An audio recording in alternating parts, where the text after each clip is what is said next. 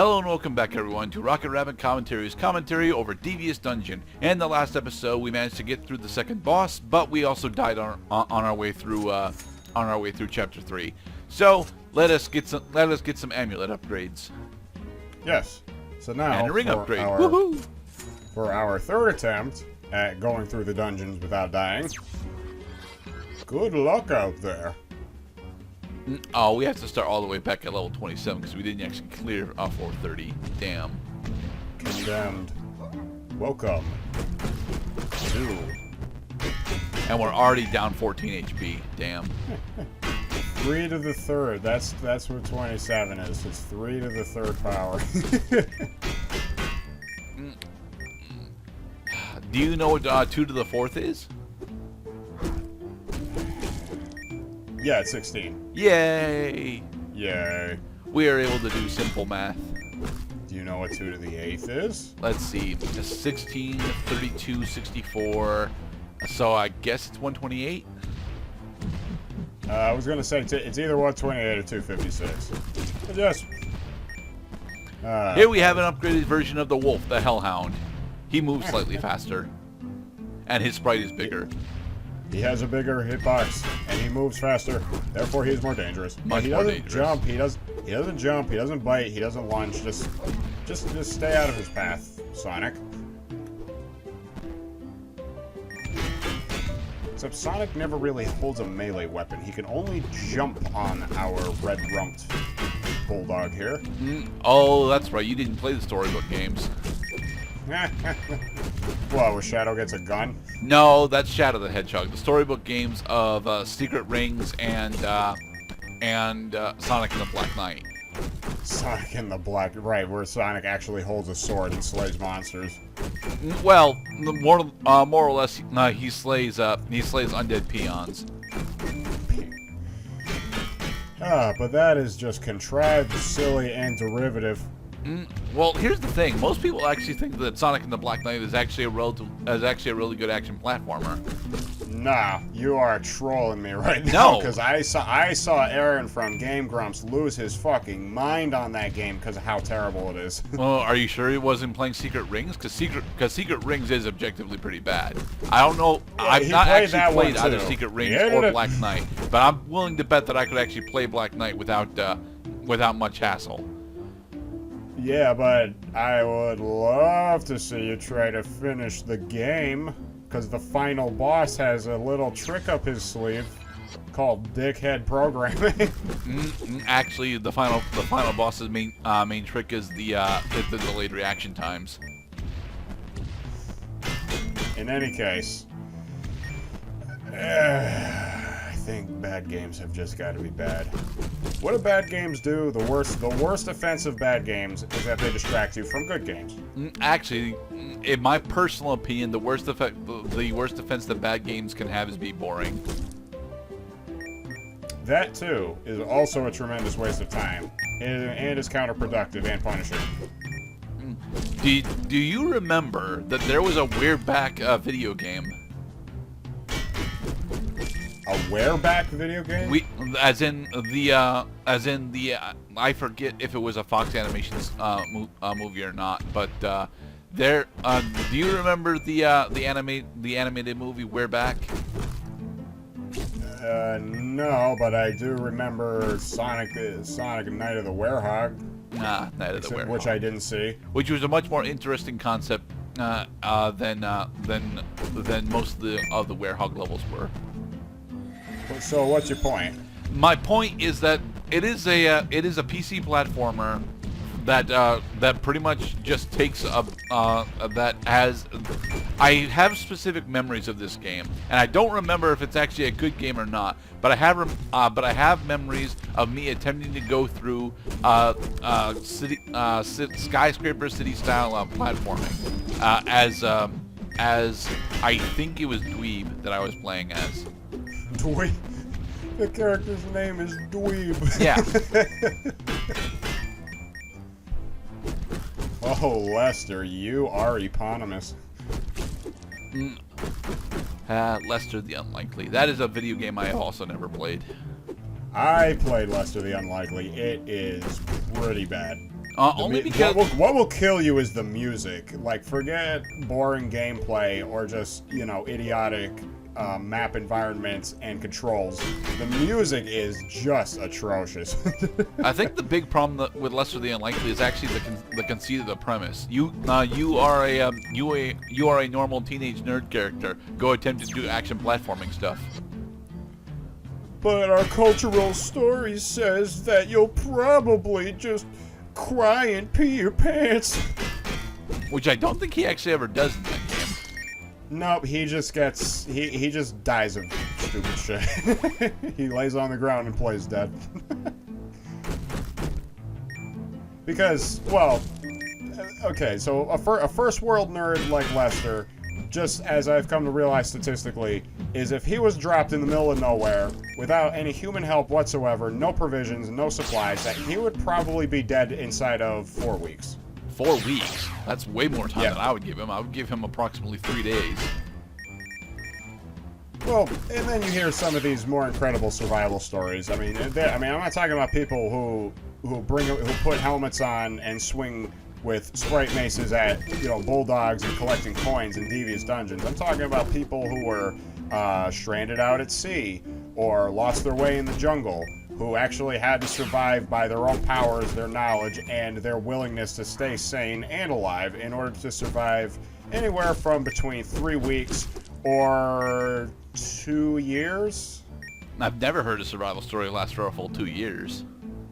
There's this one story that I saw. There's a channel on YouTube, the name escapes me, where they do these dramatic retellings of survival stories. And yeah, this dude was, well, one dude was stranded out at sea for 74 days, I think was the counter, all by himself. And then there was this other story about these fishermen off the coast of Mexico who got lost together, and the only surviving member of their party was not found. I think it was 1.5 years. Because they subsisted on like turtle blood in order to stay alive. Aw, poor turtles. Poor turtle. They'll be fine. There'll always be plenty of turtles. Just as long as we don't poison their environment. Level 30. Yay, we made it to level 30. If we clear this level, we get another checkpoint. Sweet. The levels do actually get increasingly longer as the game goes on, but mostly due to the size and platform placements that they want you to confront and best. Wow. 10 points a cannon shot. These enemies are getting more dangerous. No, would you say they're getting more devious too? Yes. I would not, honestly. Like the only seriously devious enemy that we have yet to attempt to encounter are the upgraded beholders.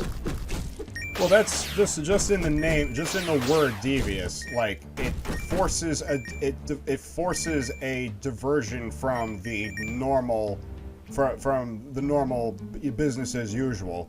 You'll be forced to try different things. You will deviate from your normal routines. You know, I mean, we've basically been in God mode, you know, up until 3 levels ago. Yeah. As if you can't get hit, you can't take damage. I don't actually have any real issues with the Gold Knights, honestly. The Hammer Brothers attack pattern that they have is pretty easy to avoid. The spinning barbarians and/or gladiators are significantly more difficult for me to deal with. Yes, there is a map screen. It's not honestly all that helpful. Oh, right, because the door is right there. I was just wanted to point out the snootiness of the executioner sprite. You look like something I can kill. Yes. War Grider. And another upgraded behemoth beholder is up there. 1.21 gigawatts. Thankfully not. I mean, it is ionized plasma that they're firing, but you know, it's not that powerful of ionized plasma. Ouch! Oh yeah, and that's another thing you can exploit too, is that enemies can't walk off platforms. Well, at least the enemies that we have seen so far can't do it. Yeah, but a lot of times enemies that walk off platforms are scripted to do that. Like, that's a thing that I observe a lot in a lot of first levels in games, is that enemies will just emerge from in front of you in a way that is peculiar with respect to the rest of the game. Alright, we're at 5 HP. Will we be able to survive this level, Mr. Cloud?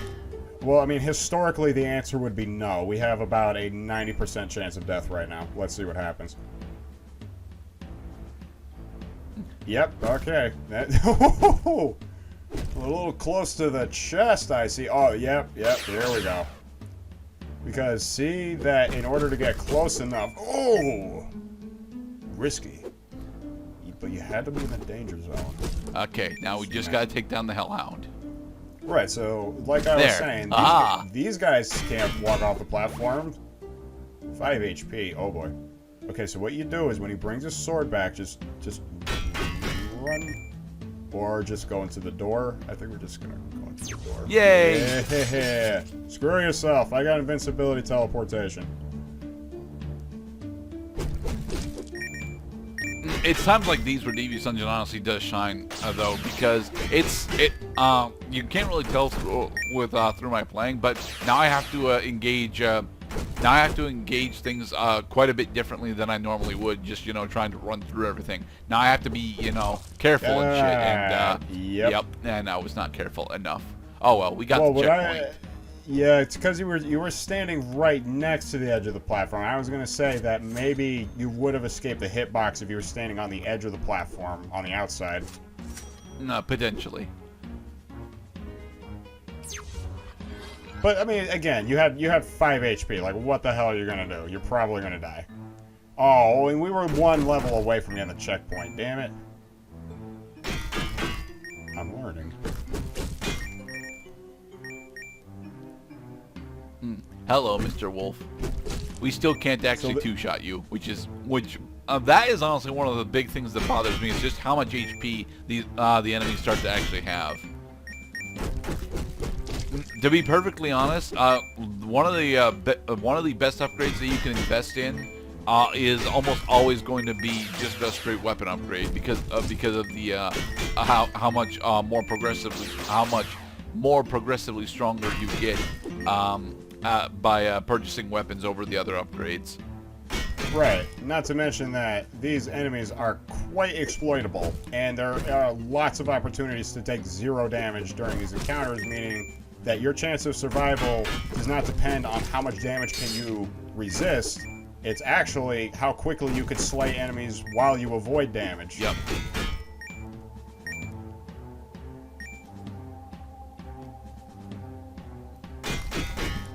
You know, like speedrunning Dark Souls, which apparently you can do in 37 minutes if you have the DLC. I thought the current record was just under an hour. That's probably without the DLC exploit, because the DLC invents a massive exploit that I can't even explain in, like, one paragraph. Ah, okay. There you are again. Yes. At some point, I actually stopped collecting the single dominations of coins, simply because they're not usually worth the risk of going for them. I could see that. Like those down there that are in the pit, they're just not worth it. But I can get it. We wants it. We wants it. We do want it. Ow! But it's not worth the damage. Get the safe one.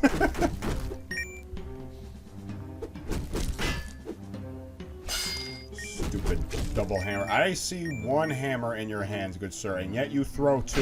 What the hell? Well, that was the issue that the Hammer Brothers and Mario had. I like that cliche where, like, the guy, the assassin holds his hand out, and then he just kind of, like, flicks his wrist for a second, and suddenly he's got 2 blades in his knuckles, ready to throw. Dual weapon darting. Oy. Penny for the guy. I really want you to get that coin on the edge of the platform. You took damage to get those, but you won't get one for free? Because it's 1. It's not worth it.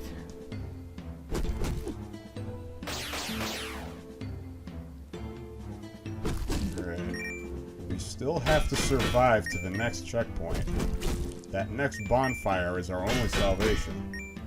I'm actually glad that we don't have the bonfire system in this game, because You kind of have a bonfire system when you really look at it. It's every third dungeon is a bonfire. but when I use the bonfire term, I usually refer to the mechanic of it doing a forced respawn of the enemies. Right. And that's the only drawback to it being a checkpoint. Which, actually, because checkpoints by nature have to spawn the dungeon, and it's a new dungeon every single time, then yes, I would say that it is, in fact, a bonfire. Alright, in the next episode, we will attempt to continue on through Chapter 3. Yes, and hopefully we don't die and have our dreams crushed by giant cute doggies. Hello. Hellhounds aren't that cute.